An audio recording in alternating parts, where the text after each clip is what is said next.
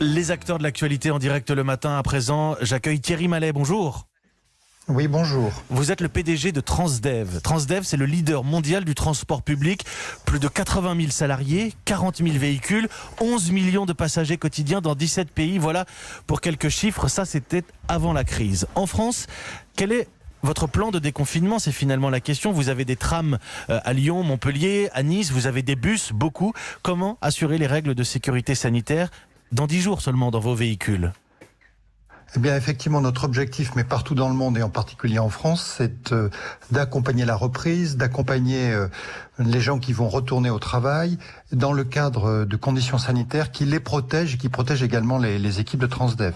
Alors, la première chose que nous allons faire, c'est augmenter l'offre. Aujourd'hui, nous fonctionnons à peu près avec un tiers de l'offre. L'objectif, c'est de doubler pour atteindre entre 70 et 80% de l'offre habituelle.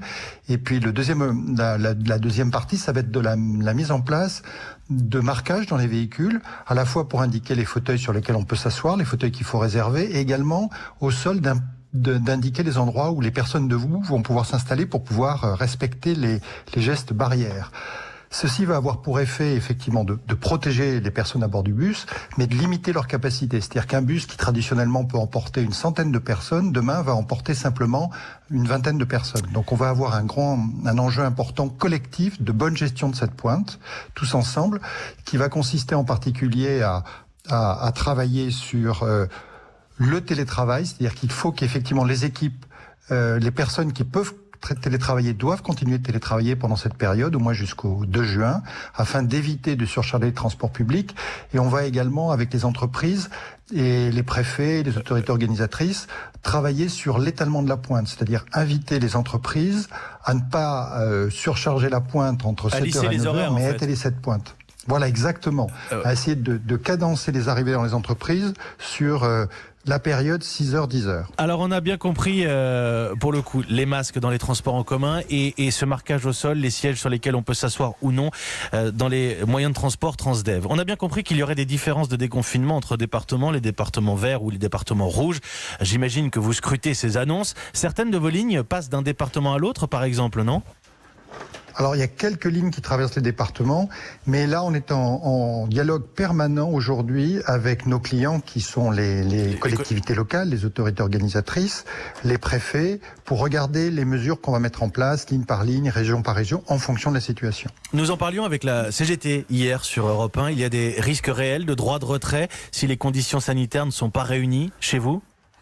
Alors, on a un dialogue permanent qui a déjà été engagé depuis plusieurs semaines avec tous les syndicats pour, bien entendu, protéger les passagers, mais pour protéger nos équipes.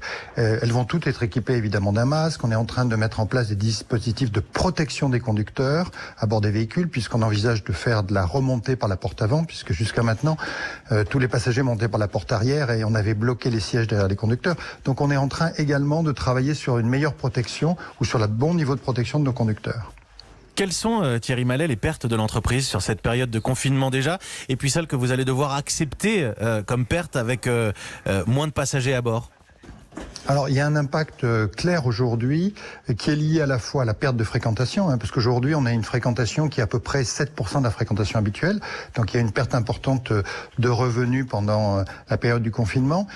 Et il y a des coûts supplémentaires qui sont liés aux mesures de protection, à la désinfection qui ont été mises en place. Et effectivement, nous n'attendons pas une reprise à 100% de l'activité à la suite du confinement, parce que on va avoir, on l'a vu tout à l'heure, on va avoir une capacité volontairement limitée dans les véhicules afin de respecter les gestes barrières.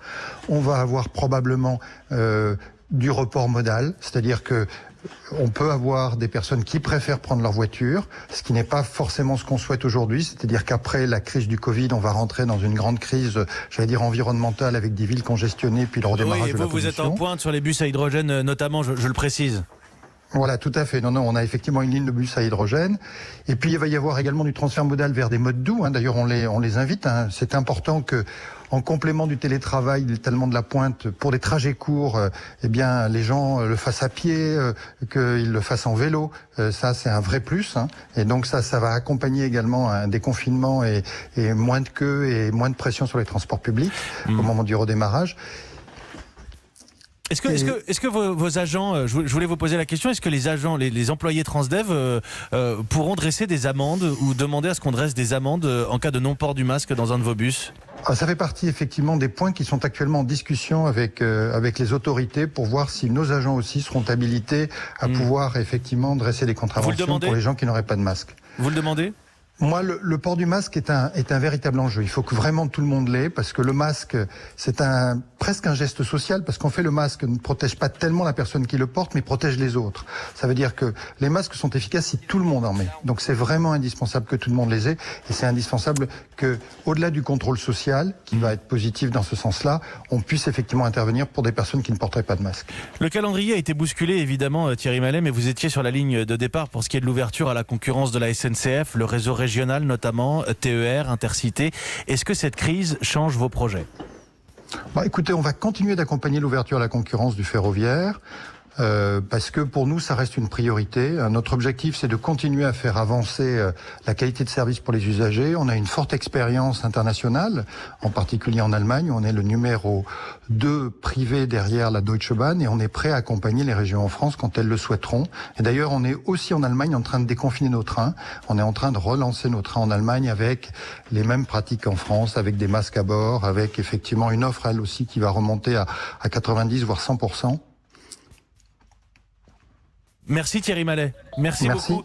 Simplement aussi avoir cette perspective sur l'Allemagne, parce que d'autres pays déconfinent. Merci de l'avoir évoqué.